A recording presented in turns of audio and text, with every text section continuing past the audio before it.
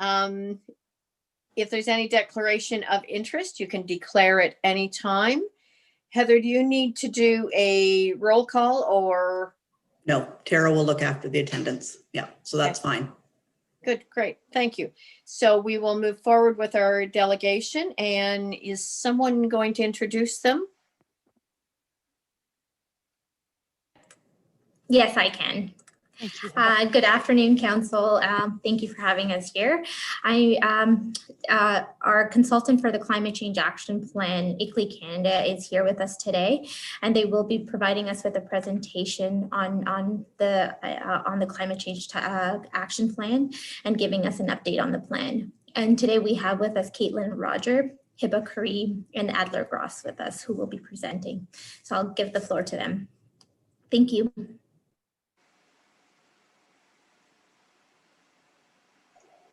Hi everyone, thank you Hiba for the introduction. I'm not sure if Tara, are you going to post the slides up, or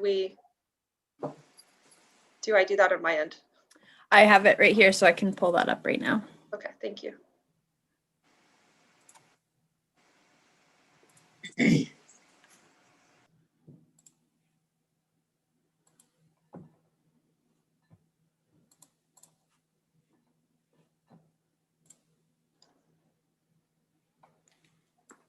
And will you be moving them, or should I? Yeah, I can move them. Okay. So hello everyone. Thank you for having us here today to speak about the Climate Change Action Plan. We will be reviewing the work that our consulting team has done to date, which includes a brief overview of both the corporate and community energy emissions inventory, I guess the business as usual projections to 2050, for the county, the current emissions targets as they've been proposed, and then we'll take a brief look at the strategies to meet the targets. So just a quick overview again of who we are. ICLEI is an international organization. We have the largest global network of local governments focused on sustainability and sustainable development. It's a network of 1,750 or over 1,750 local and regional governments in over 100 countries. We have sort of focus on sustainability policy with local governments in several strategic pathways, including low emissions, nature-based solutions, equity, resilience, and circular development. ICLEI Canada has 3 offices in Toronto, Montreal, and Victoria. And we work primarily with local governments in climate adaptation and climate mitigation through our Building Adaptive and Resilient Communities, or the BARC program, as well as the Partners for Climate Protection program. So the next slide. Again, with you today as myself, Caitlin Roger, I'm the Climate and Energy Planner with ICLEI Canada, and my colleagues Hiba Kareem and Adler Gross, both Climate Change Project Officers. As well, we have Ava Jackson and Megan Meany, who are not with us today, but they are strategic advisors on the plan, as well as Wood Consulting, which has done the energy mapping for the project. So I'm just going to spend the next few slides just to go over the work that we've done to date on the project. And then I'll jump into the GRAZE inventories and targets. So beginning in December 2019 was the phase 1 of the project, which really laid the groundwork, establishing working groups, collecting necessary data, developing a communications and engagement plan, and the initial vision for the Climate Change Action Plan. Phase 2 and 3, we carried out engagement activities, including surveys, finalized draft of the corporate and community reduction targets, the community energy mapping work, Wood Consulting finalized, as well as looking on the vision and objectives and developing a list of potential strategies for the plan. So we're currently in phase 4 and 5 of the project. We'll be finalizing a list of strategies, quantifying potential energy emission and cost reductions for each of the strategies where applicable, and then finally writing the Climate Change Action Plan. Next slide. So as mentioned, the action plan includes both GRAZE emissions for the corporate operations as well as the community at large, and that's for both the inventory and the strategies. So the sectors that we're looking at are energy and associated emissions from buildings and transportation, as well as the emissions released from the decomposition of solid waste and wastewater, and from agricultural activities, namely livestock. as well as strategies that look at land use, energy, and protecting waterways and shorelines. So Grey County is a member of the Partners for Climate Protection program. It's a joint initiative that's run by ourselves, Localy Canada, as well as the Federation for Canadian Municipalities. It's a network of over 400 Canadian municipalities from coast to coast to coast. You can see the map there, and it offers a lot of different resources to member municipalities, free training tools, network peer-to-peer learning, that sort of thing. So the Partners for Climate Protection program focuses on climate mitigation. It involves a 5-milestone framework. So the first part of the framework is to develop an emissions inventory and a forecast. The second part is, the second milestone is to set emission reduction targets that will ultimately be adopted by council. And the third is to develop the local action plan. And then 4 is to implement the plan, and 5 is monitoring and reporting on the results.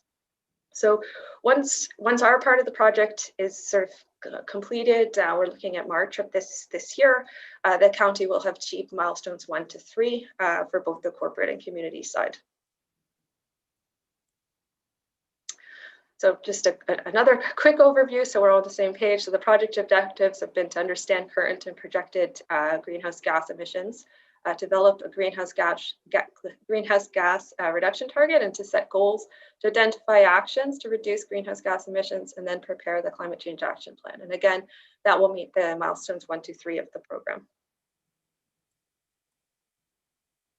So the vision statement was created based on feedback from our team's presentation to council in March of last year. And during that session, council members were asked to describe the vision for a sustainable future in Grey County. From that feedback, along with the feedback from the working groups, a draft vision statement was created and presented both to the external and internal working groups, who gave further input on refining the vision statement. So this is the vision statement that we have developed. So the County of Grey is a clear and visible climate leader, taking actions to address climate change throughout municipal operations and in the community. By embracing energy conservation, innovative solutions, promoting awareness, and working with residents and businesses, the county is creating a more prosperous, sustainable, and healthier future in Grey that is equitable, accessible, and inclusive of urban and rural lifestyles. The vision statement doesn't include the targets, it doesn't include the goals, but it does paint a picture of what you would like the community to be in the future. And it's sort of a valuable resource that you can sort of refer back to when you're developing the plan and also implementing the plan. So now I'm going to go and do a sort of a brief overview of the community and energy emissions baseline. The baseline year was selected was 2018, and that was the last year with the most robust data set. The inventory includes Scope 1 emissions, which are emissions that are generated within the boundaries of the county. Scope 2 emissions are those emissions associated with the electricity grid. So you can see in this diagram here, it lays it out. Scope 3 emissions are those that are indirect. So if they're not occurring inside the boundary of the county, so if a resident takes a flight to another country, or if you buy a product that's been produced elsewhere, that's not included. So that's based on sort of global best practices in the community inventories currently. So what you'll see today is inventory based on the Scope 1 and Scope 2 emissions.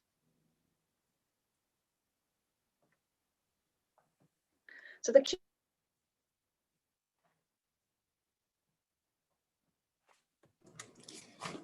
Caitlin, you're muted.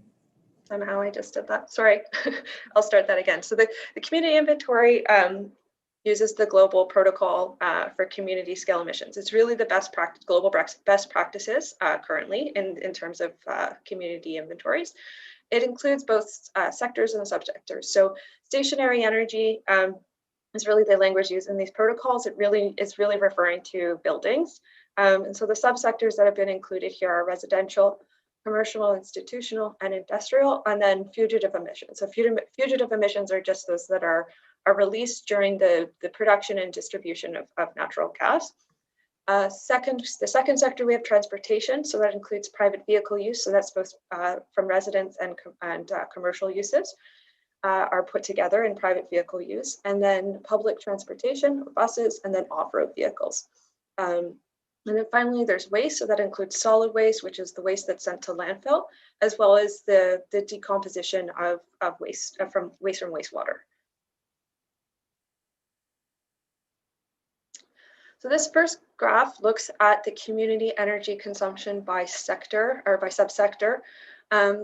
And what you can see is that the commercial institutional buildings, they're put together, and you look at the energy profile, they're put together because we're not able to access disaggregated data for those sectors. So those have been put together in this inventory, and they make up the largest energy consumer, I guess, for the county. So it's 37%.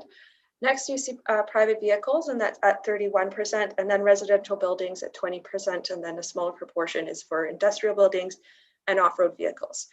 There's it says 0, but it's really just less than 1% is for unmetered, and that's energy consumed that the utilities are tracking, but it's not associated with a particular sector, and it's generally quite small. So this graph is showing you the profile for emissions by subsector. It does include more sectors than what you saw in the previous graph because there are more, because not all of the emissions are associated with energy consumption. So what you will see on this, I guess on this graph, is that the agricultural sector makes up a large portion of the community's emissions at 44%. And this isn't, I guess this isn't unusual for a community that has a large agricultural sector.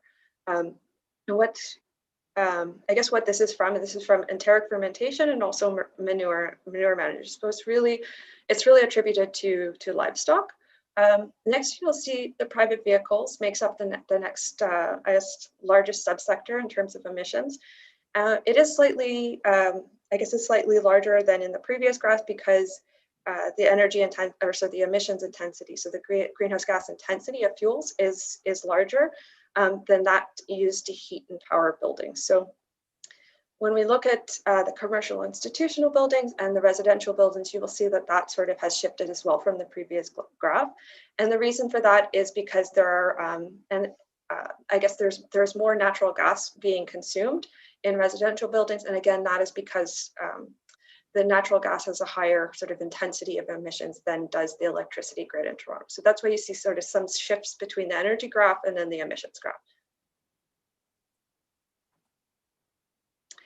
Then we've broken this down based on the cost by subsector. And this is based on the energy consumption and then the energy cost that's associated, with that. So you'll see that the commercial institutional buildings are now making up a larger percentage, and that can be attributed to the higher cost of electricity over natural gas, which is why you look at the residential buildings and it is a smaller proportion. And that's also the same as for private vehicles. So the cost of diesel and gasoline are going to be higher, and that's why you see a shift between the costs and the energy consumption. So now go over the corporate inventory. So the corporate inventory is based on the Partners for Climate Protection protocol. It is itself based on the global best practices. It generally looks at 5 areas. So buildings and facilities, fleet vehicles, street lights and traffic signals, water, wastewater, and solid waste. So what's included in the inventory really comes down to what your corporation owns and what you have operational control over. So you might not see all these, and we don't see all these for Grey County, but we do include what you have operational control over in the inventory. So on this slide, we see both the energy consumption is on the left-hand side, and then the emissions are on the right-hand side. So for Grey, we have 3 areas in the protocol, in the inventory. So we have buildings, which make up 73% of the energy consumed, fleet at 21%, and then streetlights at 6%. When you look at the emission side of that, it's shifted slightly. So buildings are slightly less than fleet, again, because of the different emission intensity of the energy that's being consumed. And that's why you also see streetlights make up a smaller portion. And then again, we'll look at the cost, so the cost associated with the energy consumed, and you see that the cost of buildings makes up 75% of the corporation's energy consumption, and then 25% is for fleet, and then as well as equipment is included. And I think it's important just to come back when we're thinking about strategies. You can leave it on this slide, but when we're thinking about strategies, that the potential is not only in emissions reductions, but also when you look at the potential to reduce the cost of what you're spending on energy, you can also conserve and reduce the total amount of costs and use those dollars elsewhere. So I do apologize. This graph, I just caught the error just prior to this meeting, and there was a shift. That the proportions are correct, but the labeling has actually been shifted from when we moved it into Excel into the slide deck.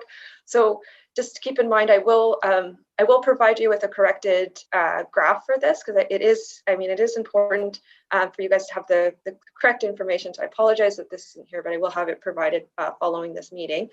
So EMS is actually should be labeled housing.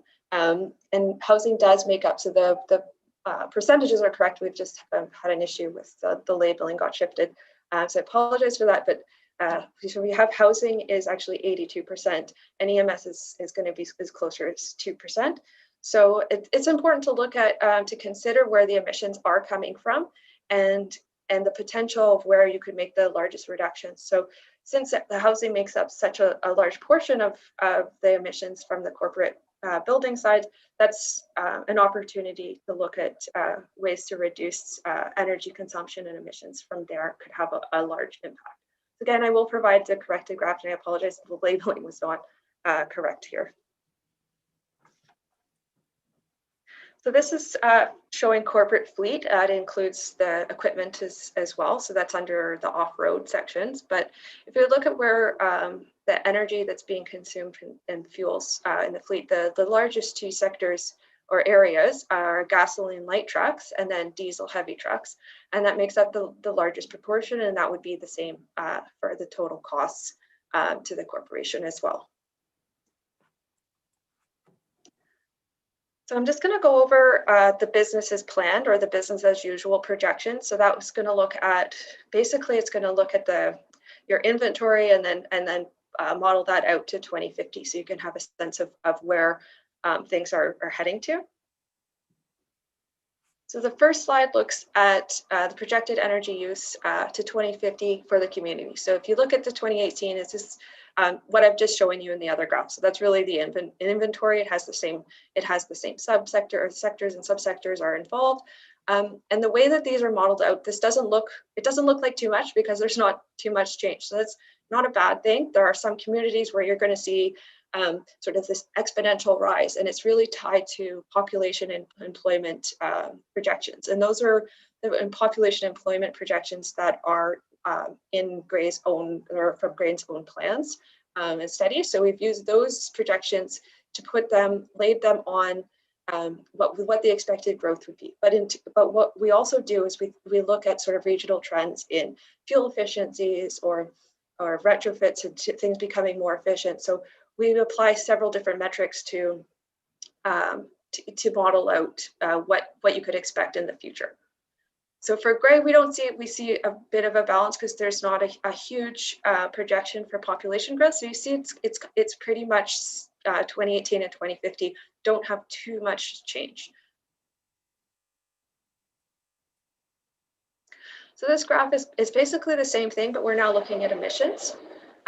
So the big difference here is you're going to also, we'll have agriculture as well included. And again, the business as planned or business as usual doesn't really see like too much of a large difference to 2050, which is a good thing, but it also is not, it's not a great thing, because if you look at the graph too, we have two lines on the graph. So one of them is for the IPCC, which is the Intergovernmental Panel on Climate Change. They have provided sort of a reduction target that we'd need to meet globally in order to prevent global warming from rising more than 1.5 degrees Celsius. So it's within the safe threshold. So we also have the other line on the graph is for the federal target. So we've just taken those targets and applied them to Gray. So you could just get a sense of where you need to be at 2050 in order to meet those larger sort of regional and international or global targets. So although there's not a huge, Yeah, Sorry, can we just go back one slide just for a sec? It's Kim.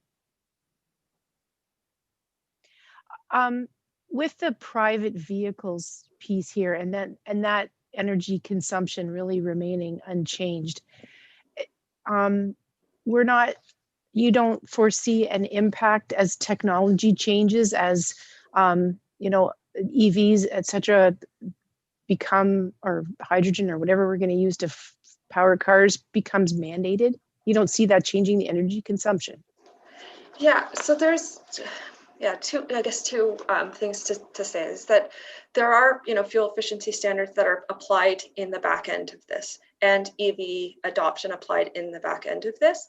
It's offset by the population growth in this case. Oh, sad. So there is. Okay. So there's the other thing too is that the federal government has a goal of having 100% of EVs being sold, 100% of vehicles being EVs sold by 2040. So it's not 100% of vehicles, but the 100% of vehicles being sold by 2040. It's a federal goal. So it's as of right now, it's not mandated. So we've put more conservative values into the back end of this model, because it is also important for communities to help the federal government get to that goal. And so I don't want to put something that's overly ambitious here. Then we don't have a responsibility also to act locally. Of course. Okay, thank you. You're welcome. You can go to the next slide. So this is really tied. So this looks at the cost projections to 2050 for the community. So it's tied to the energy that we're anticipating, and it's using the Canada Energy Regulator's projections for what costs could be. So the Canada Energy Regulator has a high cost and a low cost, and that's what you see here. So this is a potential for an increase or potential for remaining about the same. But I think what's important to remember when we're looking at the costs is that much of those costs are going to be leaving the county. So I think it's upwards of 80% or more are dollars that are leaving the community. So there's an opportunity if we're looking at sort of conservation and reducing our energy consumption to keep energy dollars into the community, and to ensure that the costs of energy, the cost that's being spent on energy, isn't going to be increasing, because you don't want that. Okay, so this is basically, I'm just going to show you the same 3 slides, but it's going to be the corporate side. So again, the corporate side is really made up by buildings and by fleet. And again, you're going to see slightly different because of the energy profile of the corporate versus the community. You're going to see slightly different sort of results, but generally for gray, it's not too different to 2050. And then here are the emissions. And again, it's very similar to what you're seeing in terms of the energy consumption.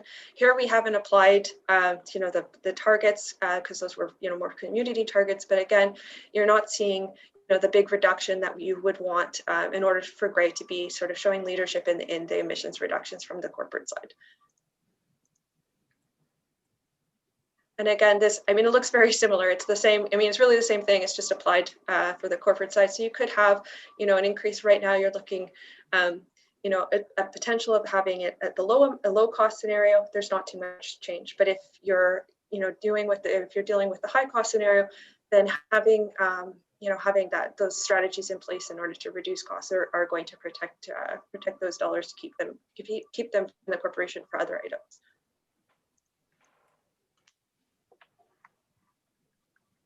Okay, now I'm just gonna move on and do a bit of a background on setting reduction targets. So I'll just read this slide out just to give I guess a sense and overview of the sort of basic tenets of setting a reduction target. So targets should be specific to the corporate operations and the community at large, or both. Targets should be ambitious, recognizing the urgency of climate change and the need to act to avoid the most severe impacts and protect the long-term interests of communities. Targets should be meaningful, connected to the local context, including local circumstances, values, and priorities. Targets should be measurable, containing a baseline year, a target year, and a % reduction. And then targets must also be adopted by council resolution in order to meet the Partners for Climate Protection milestone 2. So here's just a look at what other communities have set. So these are targets that have been adopted by council resolution in other communities in Ontario. I'll go over them so you get a sense of what others are doing. So in Kawartha Lakes, they have a corporate target 20% below 2015 by 2030. Peterborough has a corporate target of 26% below 2011 by 2031, and a community target of 31% below 2011 by 2032. So it's not necessarily has to be the same for corporate and community. Blue Mountains doesn't have a corporate target. They do have several community targets. So 6% below 2005 by 2016, 30% below 2005 by 2025, 80% below 2005 by 2050. So you see an increasing level of ambition over time with the Blue Mountain community target. For Oxford County, they've stipulated a 69% below 2015 by 2050 and a 47% below 2016 by 2050 for the community. You do often see, I think Peterborough is sort of an odd one there because you often do see higher corporate targets than community targets, and that's simply because a corporation would have more operational control than they would with the community.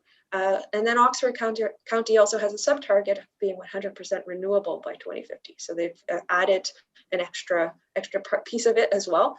The township of Huron-Kinloss is 24% below 2016 by 2036, and then they have the same target by for the community. And again, I've listed out the federal target and the IPCC target below. I know this is a lot of numbers. I apologize. I just want to give you a sense that they really are sort of tailored to your community, as well as keeping in mind what sort of the urgency of climate change and also what's reasonable and acceptable locally. So federal target, you saw this federal target and the IPCC target on the graphs before, and then those were just applied to the context of gray. But the federal target is for 30% below 2005 by 2030, 90% below 2005 by 2050. The IPCC target 45% by 2030, and then the 95, or it should be actually 95 below 2010 by 2050. So there's a lot going on. There's a lot of numbers. I know it's overwhelming, but I did want to just give you a sense of, there is a lot of difference, and you can set targets that are appropriate for your community. So there are two ways to establish targets, a top-down approach and a bottom-up approach. So the top-down approach is really establishing the target first and then trying to find a way to meet the target. So this approach, it does include a bit of uncertainty, but it can lead to more ambitious targets. The bottom-up approach would start by identifying actions first and assessing the potential of emissions reductions that could be enabled through those actions. So it allows for more certainty, but it can also lead to, it could perhaps lead to less ambitious targets. So the draft targets shown here from a top-down approach. It's been developed with the engagement with the working groups, where participants were asked to describe, levels of ambition and what, and the need for being realistic with what can be achieved. So this is really based on the feedback and consideration of the sort of emissions profile that you've all saw before for Grey County. But anyway, these are the targets that are being proposed. So that for the corporate side, 20% below 2018, which is our inventory year, by 2030, and then 60% below 2018 by 2050. The community side, it's going to be slightly lower for reasons I've already mentioned, that sometimes there are differences in what what we can achieve through sort of operational control with the corporation versus the community. In this case, they're slightly lower, so it'd be 15% below 2018 by 2030, and then 50% below 2018 by 2050. So keep in mind that we will be modeling out the potential reduction for each of the strategies where it's applicable, and that will be available to you at the next meeting. So I'll pass it over now to my colleague Adler Gross, who's going to go over just to provide you with a summary of the strategies that are being proposed, and then I guess we can stop that and take questions. Great, thank you, Caitlin. And nice to be here with you, everyone, today. So yeah, I'm just going to be giving a high-level overview of the draft strategies for the community we've developed. You can see these 7 focus areas here. I'm only going to be talking about the first 6, as the protection of waterways and shorelines is being developed internally currently. So next slide, please.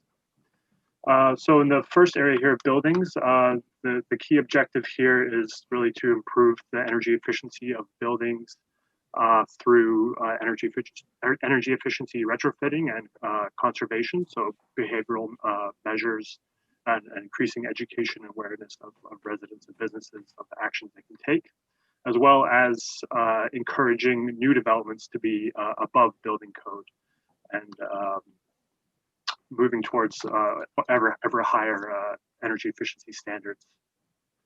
And the energy efficiency education awareness is also a very large component of this, as well as working with industry to develop the types of energy management programs they can be implementing there as well. And of course, there are a lot of grants already and resources already available that can be communicated to residents as well. We go to the next slide, please. So in the transportation sector, we're trying to achieve, of course, an increase in low carbon vehicles, as well as reducing vehicle demand through increasing active transportation options. We do have a focus primarily on electric vehicles, but with the new federal hydrogen strategy that just came out in December, there should be more opportunities for hydrogen vehicles coming out in the future. So that's something we'll want to take a look at as well. And in terms of addressing the rural vehicle demand, it's becoming more popular to develop these on-demand services. So we're going to be looking at expanding the existing rural transportation options in Grey County, as well as new options such as rural taxi buses or on-demand bus services and rideshare programs and things of that nature. In terms of modal shift, that's encouraging more cycling, trail connectivity, ensuring the streets are safe for cyclists, and there are a lot of crossover benefits there as well by increasing tourism and cycling tourism opportunities in the county as well. Yeah, thank you. For waste, this is a very collaborative sector because it's primarily going to be working with the other lower tier municipalities, as they each have their own waste management systems. So looking at how waste diversion can be expanded and harmonized across the county. The key objective here is to divert waste from landfill, of course, particularly with a focus on organics, as this is the primary contributor to methane emissions. But of course, we want to overall move towards a circular economy. So looking at things like more reuse it and rebuild it centers becoming more popular, as this allows the sale of items to generate proceeds for community services, as well as educating on and building on already existing backyard composting programs and looking to further those. And of course, there's a lot of awareness and education that can be going on as well on an individual level. Adler, Yes. can I ask, do you see that right to repair kind of legislation coming to this jurisdiction, or? I wouldn't be able to comment on that right now, Okay. unfortunately, but yeah, I could definitely look into how that might be impacting Okay. these initiatives for sure. Yeah, thank you for bringing that up.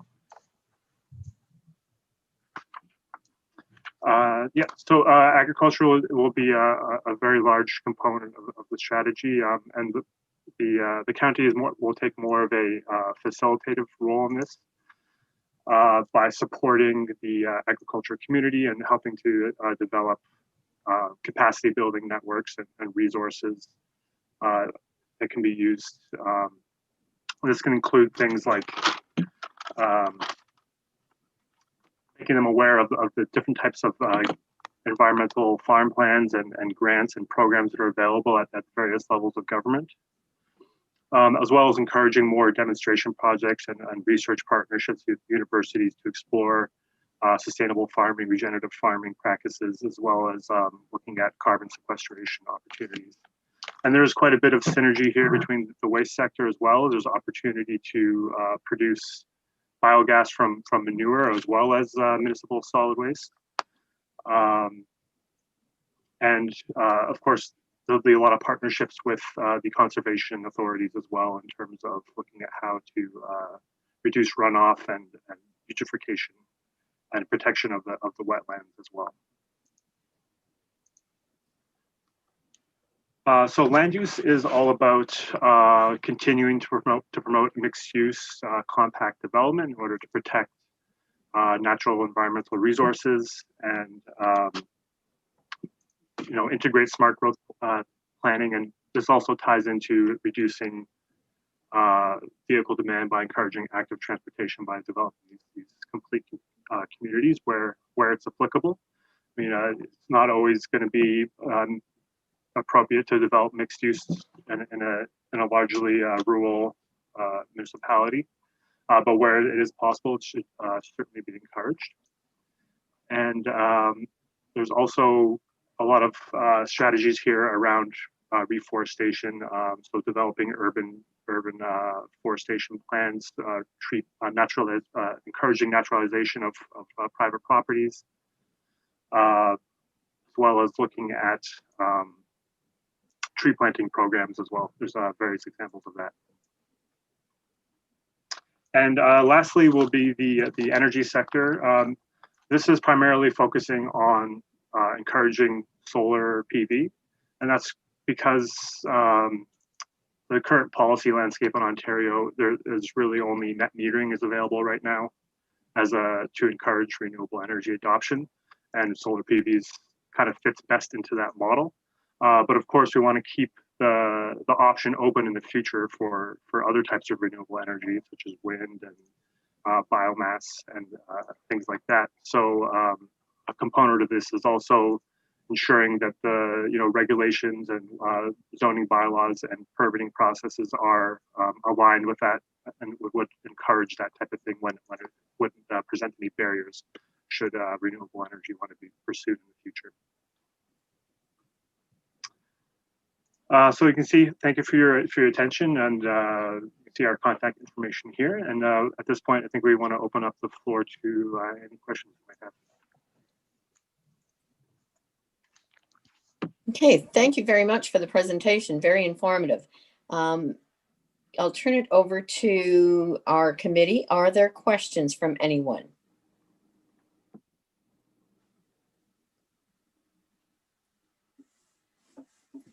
Warden Hicks, please go ahead. Thank you, Madam Chair. We just heard, I just heard the presenter talking about the federal government's hydrogen policy. I don't know if I'm saying that correctly. I'm not aware of this. Could you give me a little bit of background about what that is? Yeah, it was actually just released in December 16th. I haven't had the opportunity to review it completely in depth yet, but it is outlining the federal government's strategy to encourage more commercialization of hydrogen vehicles and develop partnerships. And it sounds like there's going to be some funding released as well. It's very recent, so not too much information about it as yet, but we'll see how that develops in the coming months. So pardon my ignorance, but I didn't even know that hydrogen vehicles were an option. My understanding is that hydrogen tends to go boom. So people are fearful of hydrogen. Is that really a thing? Yeah. There's Toyota has a hydrogen vehicle available for sale. It's not as common as electric vehicles, simply because it hasn't been invested as much as the EV, and there are a lot of problems around that need to be figured out around that, particularly around the storage and transportation of it. It's a bit more expensive than EVs to set up that infrastructure. So it's why it hasn't quite been, hasn't reached commercialization yet. Thank you. Yep. Any further questions? Councillor McQueen? Yeah, just following up with the warden. I know last year down at the automotive car show in Toronto, they were talking about hydrogen, and the biggest problem right now on hydrogen is the infrastructure of filling. But I think other countries are, is it Japan or other areas, are really fast tracking hydrogen. I know in BC, they had for a few years, their buses were being, I think a company called Ballard were sort of doing a test project or whatever, or they were certainly using all their buses through, I think, the city of Vancouver and that.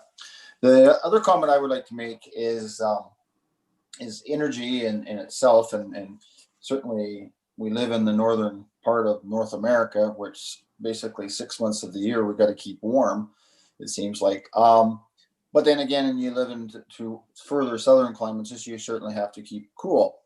Certainly something that I've always been an advocate on is certainly, is we know we have two elements that affect our homes, is wind and solar, not only from the issue of energy, but also if you site your home in a very high spot, the wind will cool your house off.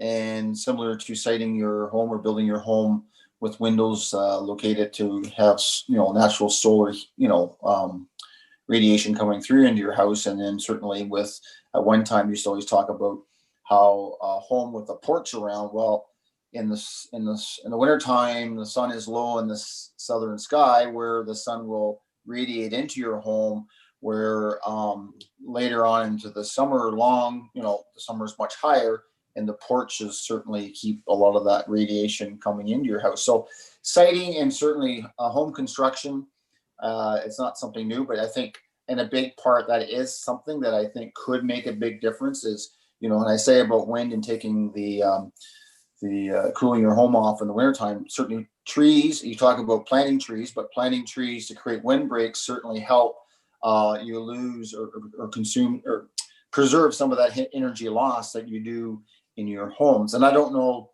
if if there are some more work or best practices. I think those are very simple things that can make a big difference in the sense of how we move into construction in the future. And, just by, being aware of all those, I guess, elements that affect us as far as nature goes, is just, developing maybe not so prominent in subdivision, but more of more rural, but still there is a lot I think can be still developed in ways of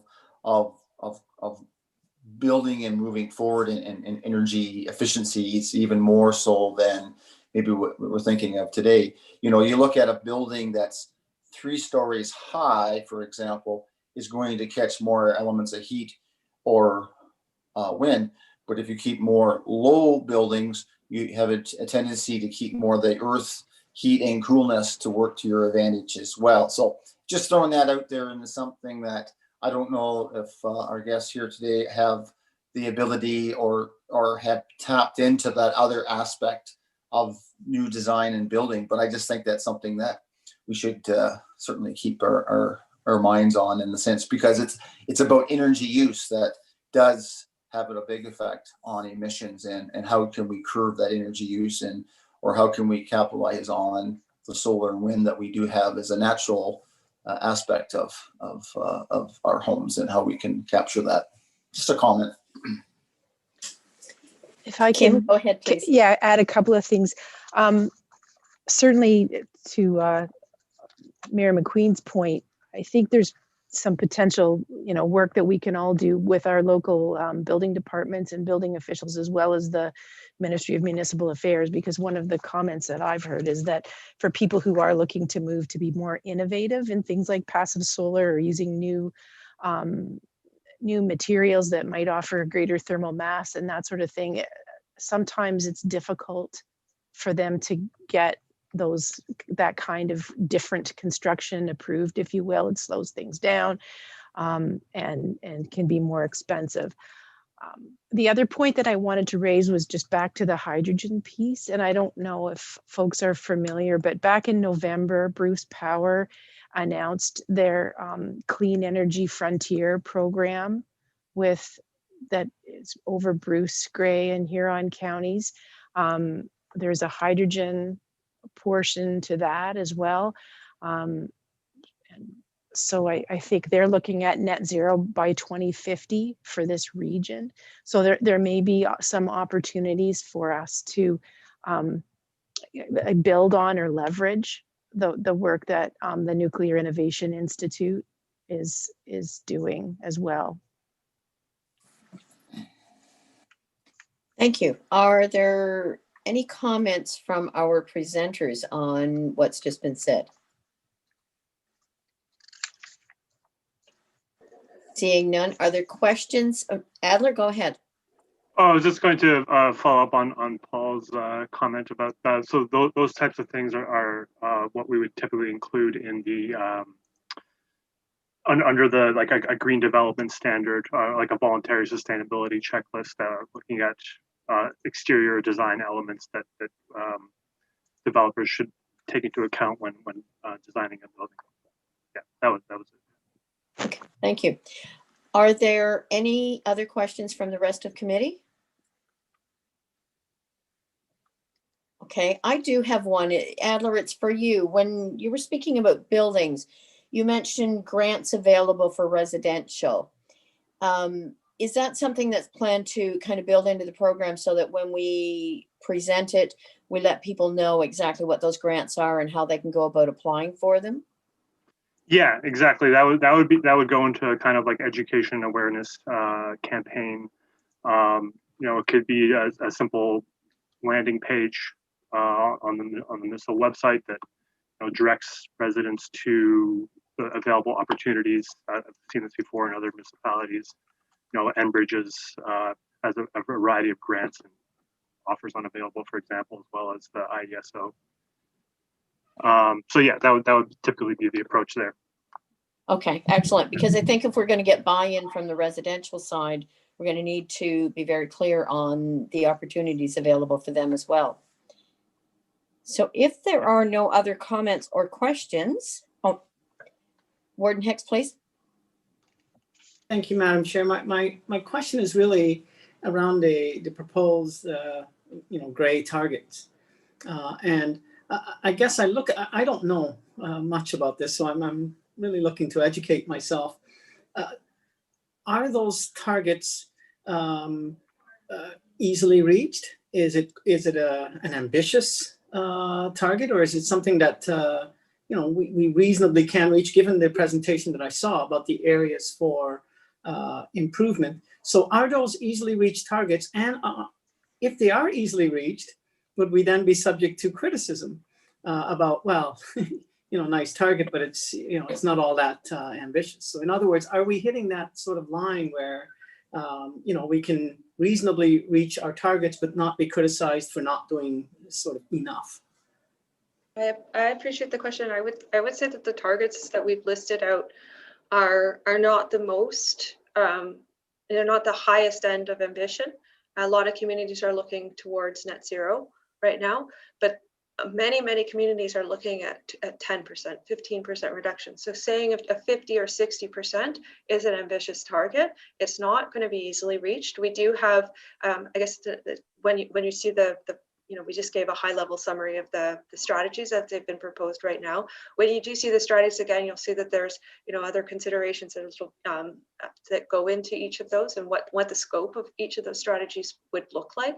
And then with that would be also the potential reduction in emissions and in energy, and also in potential cost savings as well associated with each one of those strategies. So when you do look at that accumulated, we'll see what we can do with where we can get. So I talked about a top-down approach and a bottom-up approach. So when we do look at those strategies and accumulate what the total reduction would be, we'll have a very a much better sense of what's achievable. But certainly those are ambitious targets, and they're not easily achievable. There would still be work to do to get there. And certainly, I'm hearing you say not the most ambitious, also not sort of the lowest either, not just paying lip service to this thing. Yes. Yes, and I think that was what was came back from the feedback we received from the working groups. In terms of level of ambition, I think that the sense that we got from everyone was that they were looking to have a high level ambition, but they also was important to set targets that were reasonable and achievable and realistic. So that's why we kind of settled on sort of a higher end target, but one that wasn't, the highest, wasn't a net zero target. Thank you.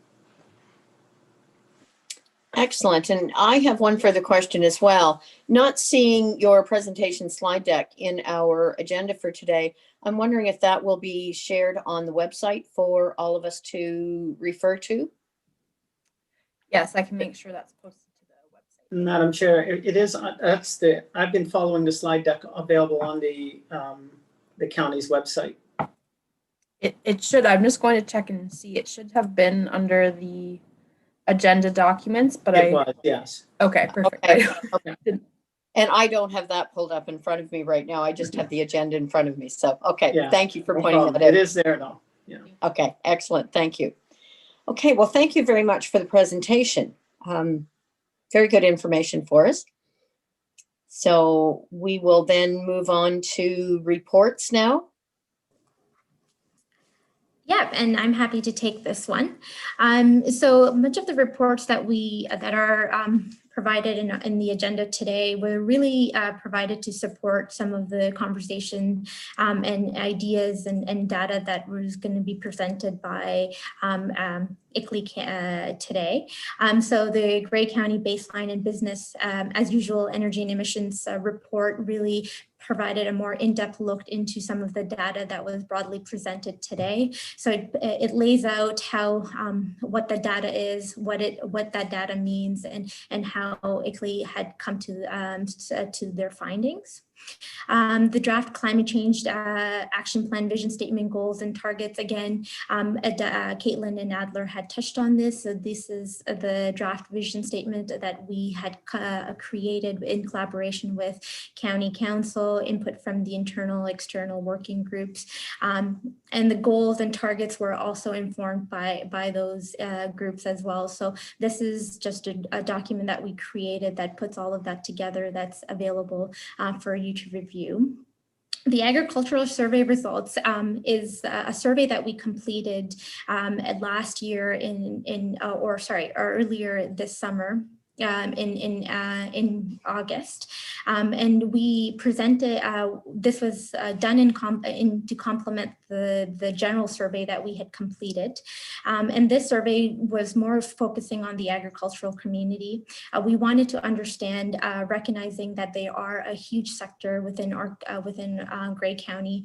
We recognize that it's important to get more targeted feedback and to understand how Grey County can support the ag community. So we went out and we released a survey asking them ways in which we can support them. And so the survey results are available, and this is a report that was just created to kind of highlight the main findings of that report.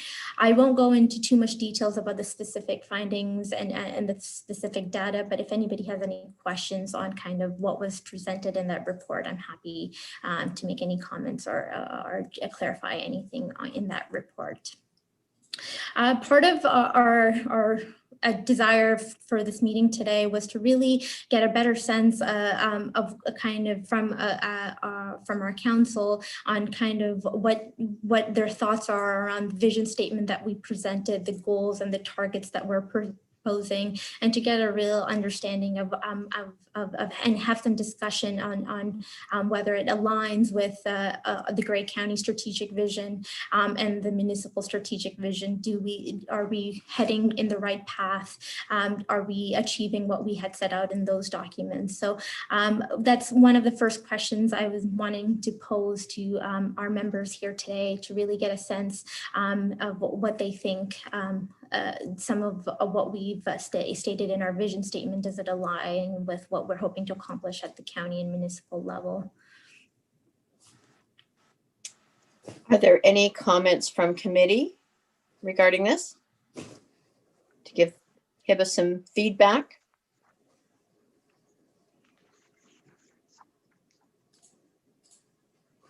Councillor McQueen?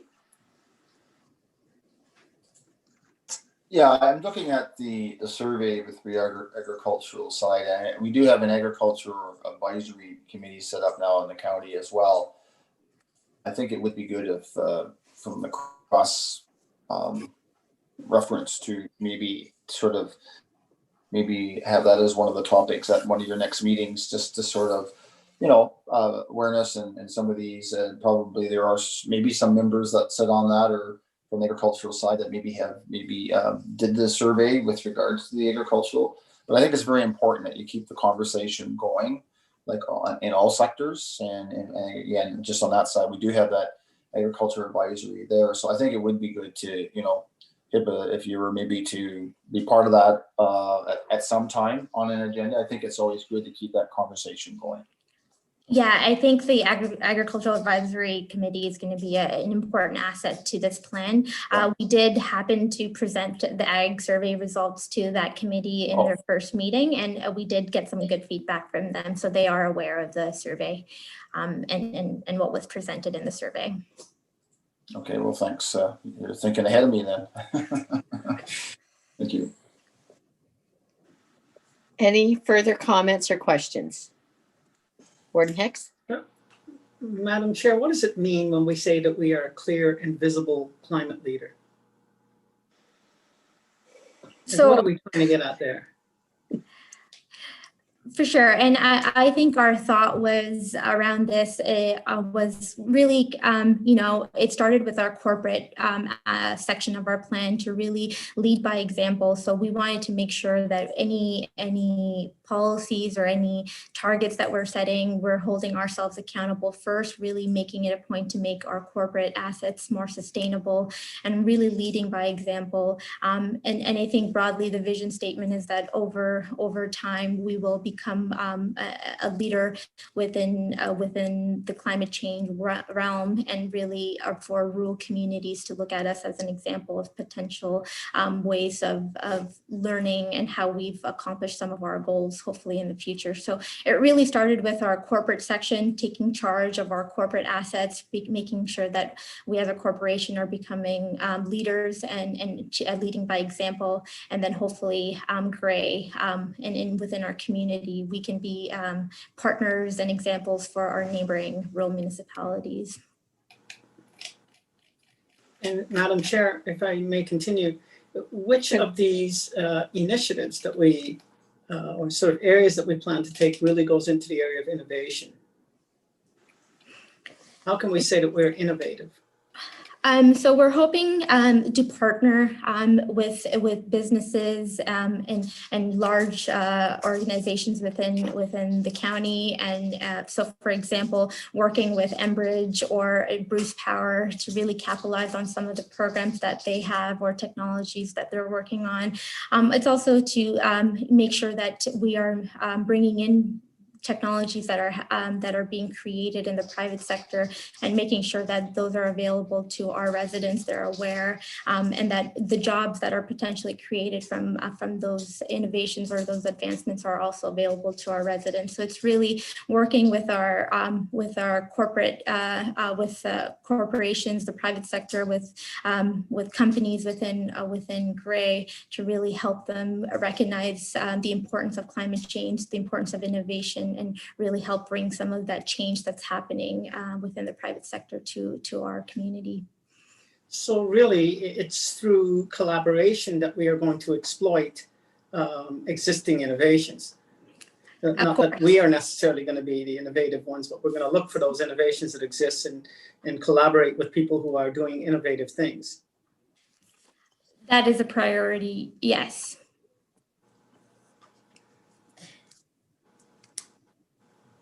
Okay, thank you. Are there, Councillor McQueen, go ahead. So just to continue on this, and I know that I got a couple points I'd like to make, and it's, I think we're all being called that we need to do something. I think it's out there that we have to do a change, and I think that's why we have a committee here and why we're here today. So a couple things just to throw out there. I think, we got to, what's the saying goes?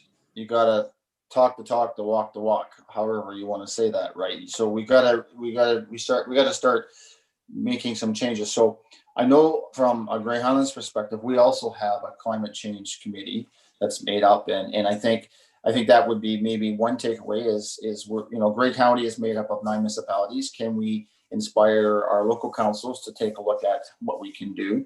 Number 2, I look at, moving forward, it's about education and how do we educate the 95,000 or thereabouts people in Grey County, and from educating and say, what have you done or what can you do, and having whether it's a flyer or a publication or something to say, these are some small things that you can do that will make a small difference, but collectively we make a big difference, and maybe we start to address some of those targets.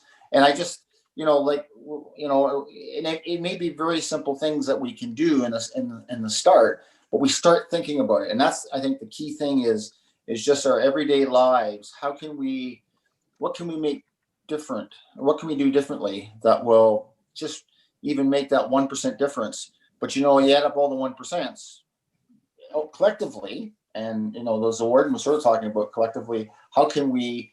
It's going to take all of us to really make a difference, from a municipal to a county to a province to a country to the world. And I think this is going to be the huge change that we have. And there's many facets of what that means and how we're going to get there. But but a lot of it is starting in communication and education, and just, it's, not like you're trying to ram something down somebody's throat, but in a sense of it's changing the channel. And I think that's why us as elected officials, I think, are at that point where we need to the message out there and start to talk about it. And I know from younger generations, they're talking about it. It just as a sector, from all aspects of everything we do and all aspects of day-to-day life and commercial and industrial businesses and everything, it's almost like having a strategic plan, and your bottom, at the end of your letterhead or your page or your website, it has that small statement that we're going to make a difference, or however, it's just a reminder. And we do that with strat plans and in our organization, and certainly probably in small business too. It's just that reminder of, we're here to make a difference. And, just as a comment, we've seen a big change in our emissions with a lot less flying of planes. It's just because of, the COVID-19. I think if you ever look at anything positive of 2020 and COVID-19 is we definitely have less emissions in our atmosphere because of less planes. I forget how many planes a day in an average day would fly. And are we doing something along that industry? I mean, it's out of our hands. That's a different industry that we can't control, but it's funny how that's a big part. And it's the energy that's consumed that does emit a lot of the emissions, that does cause, the carbon buildup and everything else along there. But I'm not going to talk any more about that. But anyway, just some comments about how we can maybe do. It's like that saying back, I think Ontario Hydro had a long, long time ago. If we each save a little, we all save a lot. If we each do something, we can do a lot. And that's where I'll leave it at that, Madam Chair. Thank you. But just a question. I know in Georgian Bluffs, we are just getting started with a climate action group, and we're having our 3rd meeting tomorrow, and I think you're speaking to us tomorrow, which thank you very much. Do we know how many of the 9 municipalities within the county have a plan in place or are working on getting one in place that could be working together with the county at this time? Yeah, I don't think any of our municipalities have a formal plan. I think municipality or the town of Blue Mountains had created a sustainability plan that was adopted, but right now I think they're in the process of writing a new sustainability plan. But from my work with all of the municipalities, it's been clear that this has become a priority for many municipalities. There has been work done by a lot of members, committee groups, or groups within the community that have created sustainable groups, or that have advocated to councils, local councils, for more work to be done here. So I think we are seeing a growth of community groups in all of our municipalities. We're seeing council committees being created as part of this work, and I think there's a lot of interest and growing. So what our message has been is that we want to support all of that work. We're here as a resource. If anybody, I know your municipality such as Georgian Bluffs is now looking to create a plan. So we want to provide as many resources to them and yourself as we can. So we are here. If anybody who'd like to start on that process, we'd like to provide all the resources that we can. So I think from just abroad, I wouldn't be able to tell you who has plans and who has committees right off the top of my head. But from my understanding, I think almost every municipality in Gray has started some work or some level of work on climate change. If I can just add to Hiba's point, Ontario Reg 58817, which is your asset management planning for municipal infrastructure reg, requires every municipality to have a strategic asset management policy. And then that policy, the content of that policy is outlined in the regulation.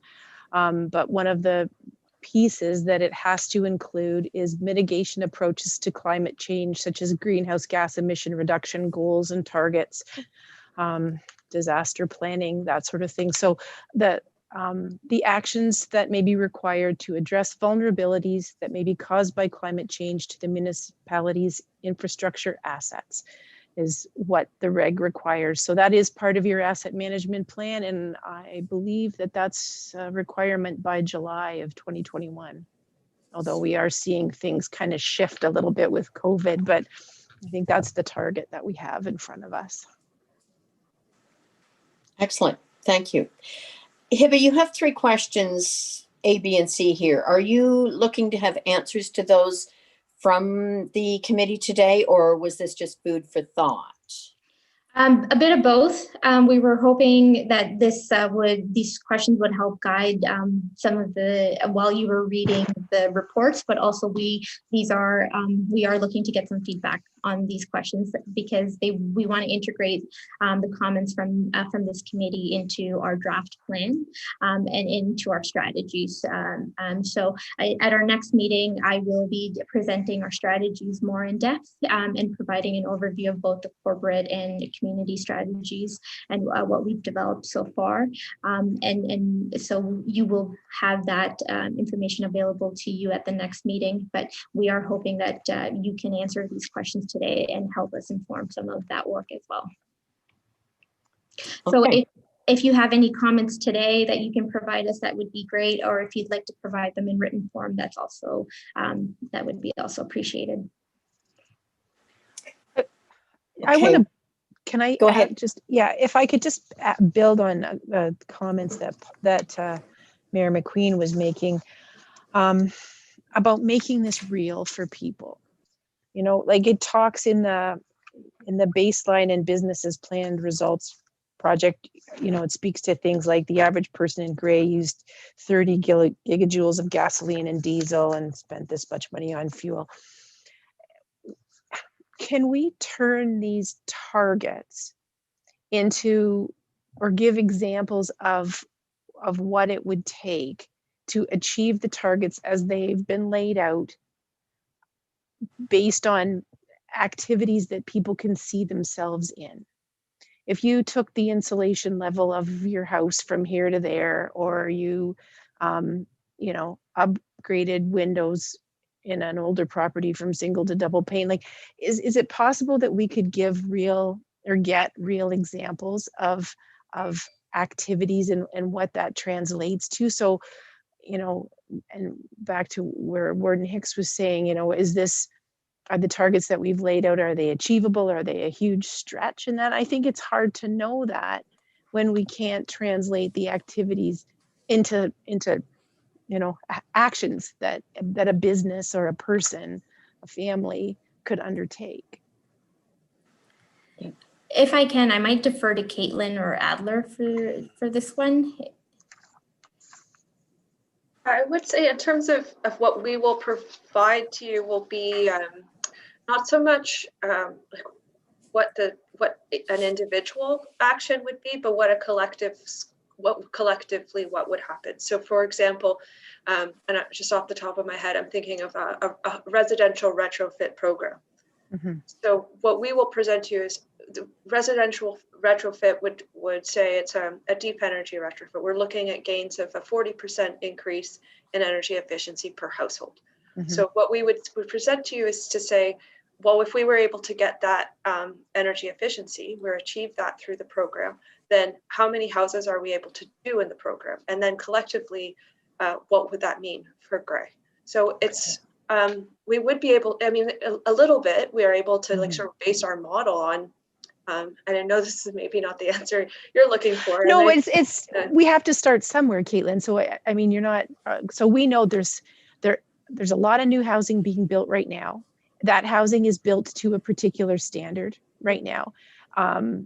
So the impact of continuing, you've incorporated a growth model into this. So if we continue to build the new houses that are in your growth model to the standard that they're being built today, that has an impact. If the new housing stock was built to a different standard, if we said that, you know, we want R20 in the walls instead of R10 or something, and I'm pulling that number out of my hat, what would that do? As well, we've got a huge amount of old housing stock in Grey County, tons of it. What would it be like if we started at the other end of things and said, these are our quote unquote worst offenders? And if we did something with those, if we had a program to help those homeowners, that would make such a huge difference to the bottom line. You know what I mean? Like, it's just, I don't know if anybody's done that modeling. Yeah, actually, I mean, it's a really good point, and we do stipulate in our strategies that we've outlined. When you know, if you look deeper, I mean, we just give you a high overview today, but you'll see that we've actually stipulated targeting the sort of worst offenders. So we don't call them that because actually they're shaming people is not a good strategy. No, and it's because, well, I mean, we don't look at it like that. We look at them as the area with the biggest opportunity. Yeah. Right? So we do stipulate having the older homes targeted first, and if you know, through a residential retrofit program, because you do have the largest gains in those areas. And then in terms of new buildings, you know, implementing sort of a green new standard, we'll also see that those, you know, that reduction in the overall, you know, when I showed you those graphs, I'll again, you know, have those graphs available for you, and you'll see the reductions accumulated for, say, all of those things together. So with the, you know, with the new buildings, yeah, they're increasing in that graph. So yes, the graphs aren't looking too different, but there's a lot on the back end that's shifting them. And you will see that once you start applying the reductions, you'll see that going down, and that's part of it. Okay, thank you. I do want to add, all of our community strategies have an education component to them. So I think, Kim, what you're speaking to there might be an opportunity in that realm to provide some of that context and some of that examples and make those numbers a little bit more relatable when we're reaching out and doing an education session or a campaign with the members of our community. We can provide some of that more context. Yeah, that'd be good. Thanks. Councillor McQueen, you had a question? Well, it's sort of a question in a sense of putting it back to the committee, but it's I think it's a bigger point. I just want to make a comment that the biggest change in energy consumption was for everybody moving to LED lighting. I mean, that made a huge change in energy savings, not only from the residential side, but certainly from the commercial industrial side.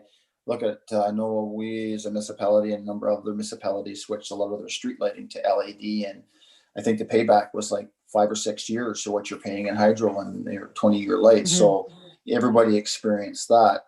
But I've had this conversation and, with a few people, and I think there's a poll out there that is it by 2030 that, or maybe less, that every household, one of their vehicles will be electric vehicle. That's sort of what they're talking about. But then you have that curve that goes the other way where you're starting to put more demands on electricity.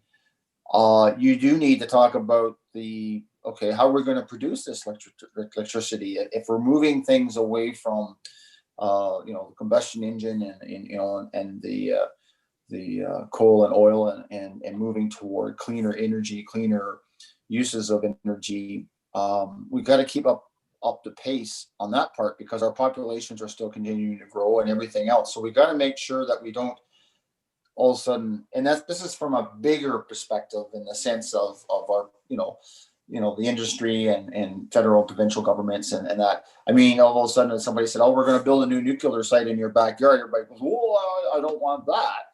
But you know what I mean? We have to be, it has to go in what's in step is we change what we're doing. We got to make sure we're thinking about all the things that we're changing to keep up the pace to where we think or want to go. And, certainly there's always bumps in the road as you go along, but, if everybody, as some industry leaders have said, or I've heard that if we all bought an electric car tomorrow, we'd have a hard time providing the charging capability of all those vehicles just because of all of a sudden that big shift. So, that's something that, we have to look at. And just as a last comment, I always looked at, opportunities, and it may still come that each of our homes can still be little charging centers, whether it's solar roofs or little windmills.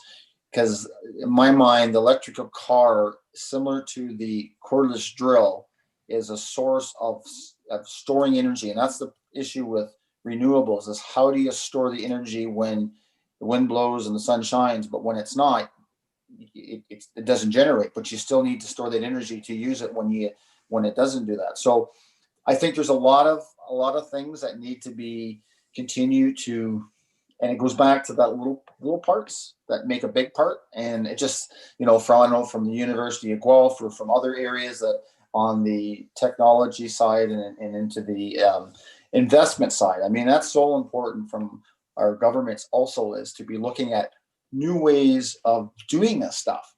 And that's also, we got to make sure that we are proactively after our upper tier, lower tier, or upper tier, higher tier, or provincial or federal governments to make sure they are investing in in innovative ways, new ways, in science and all that kind of stuff, continuing to look at, that technology because it's continuing to change as we go along. So I wasn't trying to stand on a box and spout out, but it's things that I've heard and just something it has to go in tandem with as we make those changes. Things have to sort of go parallels as we move along. So I don't know if our presenters have any comments there. I know the newer generations, I know there's just so many exciting things that are coming along too. I think that we have to embrace. And I don't know. Is there any thoughts there from our presenters? I can provide some comments there. Yeah, I think you're really, really tapping into like what's happening. You have your pulse on the new cutting edge. Really, like just with in Ontario alone, there's like Electra Powerhouse project piloted that type of system you're talking about, where you have every house has a solar panel and a battery and an electric car, and they're all working together. And then the local distribution company is kind of this emerging role as an energy manager rather than just a distributor of electricity. There's a lot of kinks that are being worked out in the area. Ottawa Hydro is also working on a kind of virtual net metering program as well, where you kind of aggregate all the individual houses at the individual level, and it becomes its own power plant, really, a virtual power plant is what they're called. So there's definitely a lot of cutting edge stuff happening in here, but then you start getting into the kinks of, well, do we of privacy issues, and how do individuals feel about having a local distribution company have control over their battery or their electric car? When is it charging? Everyone charging at night, people charging at different times. So there's, yeah, that's, I mean, not to go down a rabbit hole here, but. I'm just going to add to that and just point out that it's, I mean, in a larger picture, it's also important to consider energy equity and energy poverty too as part of the pictures, because as there's more demand, of course, we're going to see, higher prices. So it's also a part of the reason we're looking at renewable energy in these strategies, and also reducing energy consumption, because you're also protecting your energy security in the community, and also for the lower income individuals in the community as well, who are going to more impacted by increasing energy prices. Excellent, good comments. So we're back to the questions to consider. Does anyone have a response to those questions today, or do you want to each individual get back to Hiba with some comments by email later? I see Councillor Woodbury nodding his head. Councillor Hutchison, Councillor Desai, do you have any comments to make here? No comment from me. Thank you. Okay. Not at this time, thank you. Thank you. Hiba, does that work for you if we all send back? And I see the warden has a comment. Go ahead. So I'm still struggling a little bit with the targets, and particularly on the community side, because I think Caitlin mentioned quite rightly the issue of control. We can have more control over the corporate target than we do over community. And it seems to me, how exactly, I mean, if we've got an upper tier working on this target of 15%, we obviously are going to need the lower tiers. I mean, what if the lower tiers are setting a target that's less than that, less ambitious? And we've got this 15% target. What does it mean that we need to do? And how much is it just by luck that we're going to hit that 15%? Do we simply hope that the lower tiers are going to be aligned with the the level of ambition that we have as an upper tier? And so that just leaves me, I know that we have our strategies, so we can do the things that we can do, but we only control that so much on the community level. We're really, I don't know, are we really relying on luck?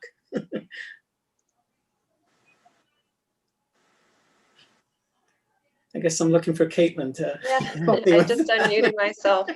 I don't know. It's not necessarily that you're relying on luck, and maybe Hiba is best to speak about the the collaboration or between the upper and lower tiers. But certainly, when we look at the strategies, we'll see what's what we can quantify and what's possible. So there isn't only an element of luck, but maybe I'll get Hiba to answer.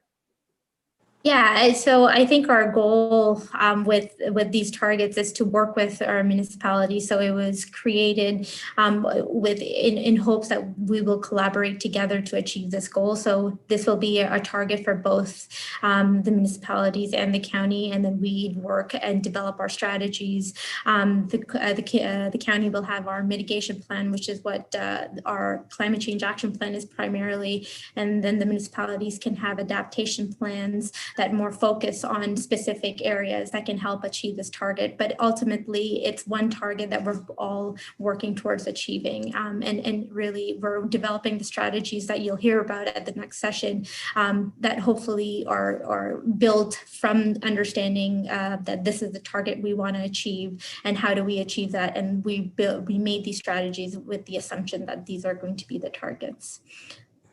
So I think part of that will be some necessary communication between us saying, these are the targets that we've set, and we want to make sure that you're going to be as a lower tier aligned with this, because we really need you to do your piece in order for us to hit our goals. In other words, if you don't make it, we don't make it. So I think there's going to have to be that communication, which feeds into your question C. You know, are the policies in place planned for the future that align with the themes that we've got here? And so I think that will mean a lot of work that this group, I can see, will have to now communicate with the lower tiers and say, you know, do we have it right? Can you be a part of this? And we're only going to make this together. For sure. And one of our conversations with municipal planners and municipal staff was that, you know, once we move into the implementation of this plan, we need to create a committee or a group that has both municipal representatives and the county, and working with our public works managers at each of our municipalities and providing them with resources. So really, we want to make sure that even that we are accessing all of those resources. We are connecting and keeping that line of communication open and implementing it as one versus the municipalities doing their own and the county doing their own. I think that was never the objective of this plan. It's really the county is setting this target in collaboration with the municipalities and want to work with them to implement this plan and achieve that target. Right, and we have to be prepared. I mean, if I'm looking just at the agricultural survey results, really what we're hearing from the agricultural community is we're on board, it would be great, but the biggest impediment is money. So we still have to be focused on the bottom line, because we would love to be a part of this, but you're going to need to help us figure out how we afford these initiatives. And I suspect many other groups will be in the same boat. For sure. And I think one point to that is that there is a lot of great work already being done by our agricultural community and their organizations. So Alice, for example, is doing a lot of work. Stewardship Grey Bruce is doing a lot of work. So a part of it can be, as a county and municipality, supporting that those organizations that are already carrying out this work and helping us achieve our targets. So it doesn't always have to be us recreating the wheel. We can be providing resources and supports to groups that are already doing it that can ultimately help us achieve our targets. Thank you. Councillor McQueen? And just to follow up with the word, I think just something that comes to mind is from a municipal side is, and maybe this is going on a little bit what Kim was saying about buildings, is there a checklist that we can go through all our buildings? So I know, for example, Grey Highlands, and I know the county has as well, we have 3 works yards that you put your graders in, you put your trucks in. I bet you those buildings aren't very efficient as far as the heat trickling out through those walls. So, you know, is there an opportunity for us to upgrade? Because I know they keep them warm, and, you know, is there a way to upgrade those windows and doors? And it's like an audit.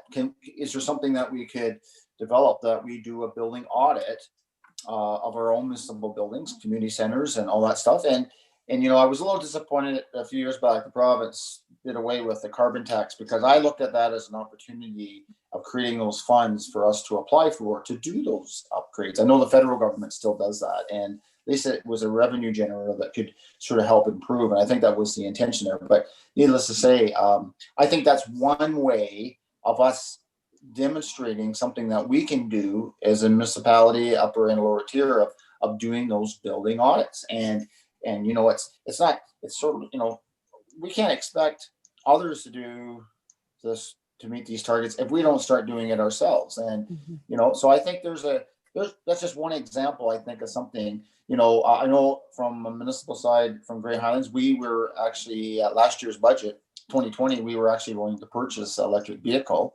That was something that we were doing, and but because of COVID, we held off because most of our staff are working from home anyway. And the whole idea was for staff that they did, you know, they needed to use a vehicle. There was a vehicle there, and we would have a charging station. But I think once we get out of this COVID thing, the opportunity of electric vehicles and charging stations, and because that's a part of infrastructure itself that needs to look at Grey County. And I think there was some incentives there. I think in Owen Sound, there's charging centers at the Canadian Tire, and I think some municipalities, not sure, Kim, did we talk about that in our budget? I'm trying to think if we were looking at maybe at creating an opportunity for a charging. I know that one time there was grants out there, but I mean, people aren't driving around like they were, you know, so these are things that will be post-COVID. But I mean, we still got to be thinking about that, right? And I can just imagine when we get post-COVID, people are just going to travel to beat the band and explore and you know, they're doing a bit now, but you can just imagine people are going to be so cooped up. They're going to be, so anyway, just something to do with an audit, and maybe it's all different. Maybe it's a vehicle audit, you know, maybe look at our fuel consumption and look at, is there ways to cut that fuel consumption by 10%? You know, you meet these little things and it just starts that ball rolling, and it's not a big hill, but it's something that we just need to start to do. And I think those are, you know, some things that I just wrote there as some suggestions. So I think, Paul, when you mentioned the electric vehicle charging stations, a year and a half ago, Georgian Bluffs was approached by a private sector company looking to put charging stations in, and we gave them approval to go ahead, but they were looking for funding. So I think there is some public-private ownership of that may bring that to fruition as well as we move forward. Nothing happened in ours, but that'll change with time as well. Hiba, do you have a comment to make?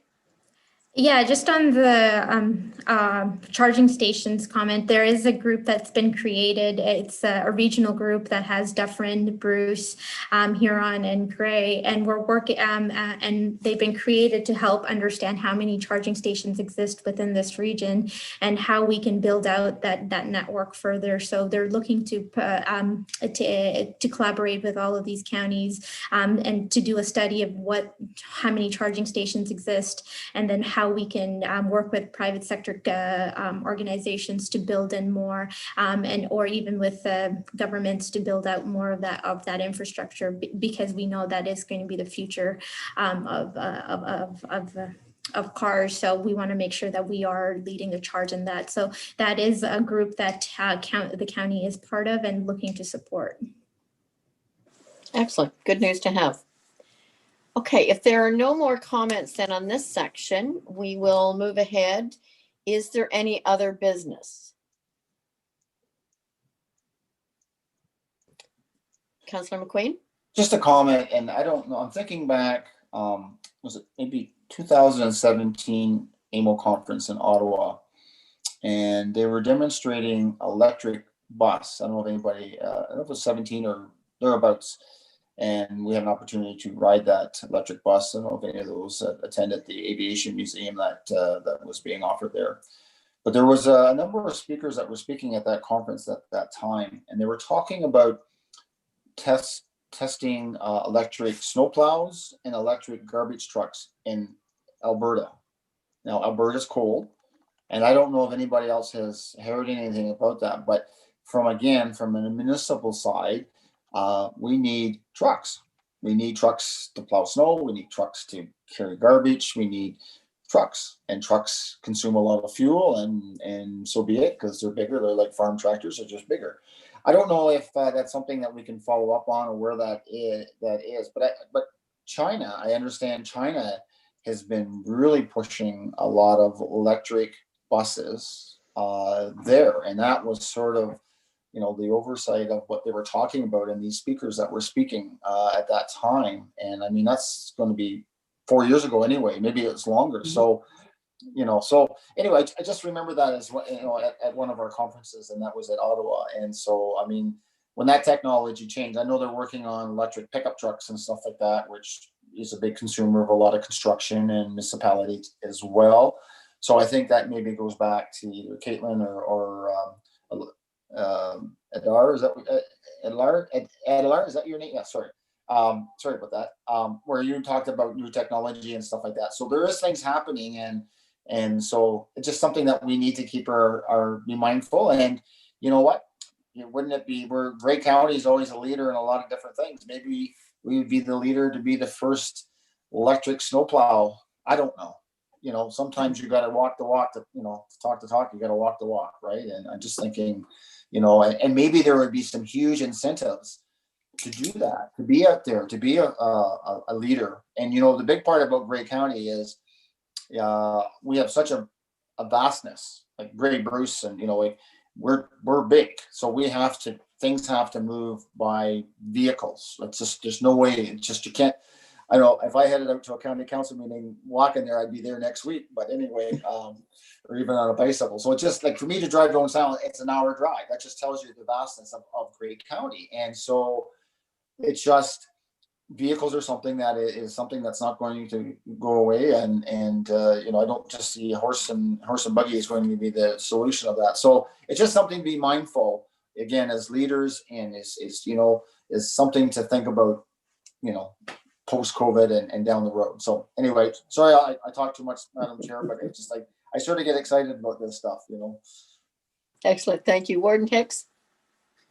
Thank you, Madam Chair. I believe that the session that Deputy Warden is referring to is a session put on by a company called BYD, Build Your Dreams. And they are an Asian-based company, but I understand that they have you know, outlets all over the world, and they are really looking at fleets. So they're really focusing. I think they're the world's largest producer of electric vehicles, but mainly sort of buses and plows and garbage trucks. And they really look at a municipality and say, what is it that you need? Well, we need X amount of buses, we need so many garbage trucks, and we need so many snow plows. So they provide you with sort of a custom. So they say, you're going to need this vehicle with this capacity, but you also need a power plant to go with it. And so my understanding is that they assist in the development of not just what you need in terms of the vehicles, but what you need in terms of where do those vehicles go to get, I guess, plugged in at night, and how do they replenish themselves? Pretty cool stuff. And that was, you're right, quite a few years ago that we saw that presentation. I don't know where BYD is at. I did look up their website at one point, but maybe it's something for us to look at.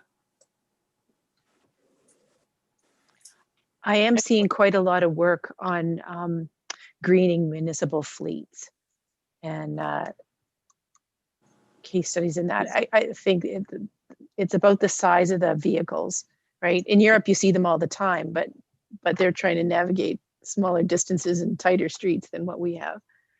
Yeah, their presentation was very impressive. I mean, people talked about the Canadian climate, and they were definitely doing a lot of work in colder climates. Mm-hmm. And they talked about the payback. And I remember people even asking tough questions like, what happens when your battery cell, you know, goes down, because what does it cost to replace that? And they talked about our vehicles come with a 35-year warranties, and you get a new battery if it performs below 86% or something like that. So, and your payback was something like 5 years. It was pretty incredible. I mean, I don't know. I mean, I'm not an authority or anything, but I was very impressed with their presentation. Mr. Hoy, I see you've come online here. Yeah, we have in our budget this year to do a fleet review. We were going to hire a consultant to do a fleet review, more about whether our windows on how long we were keeping vehicles and stuff was appropriate. But I think maybe this is something we should maybe tie in with that study, just to see the next step of our fleet, right? Rather than keep going down the diesel path when maybe the electric path is 5 years away from being something we can really get into, right? So maybe we should include that in our RFP when we go out for the study. Good idea. I guess my question would be, does an electric vehicle have the power to push that plow up a hill against a snowbank? Well, that's always been the problem, right? Yeah. Mr. McQueen?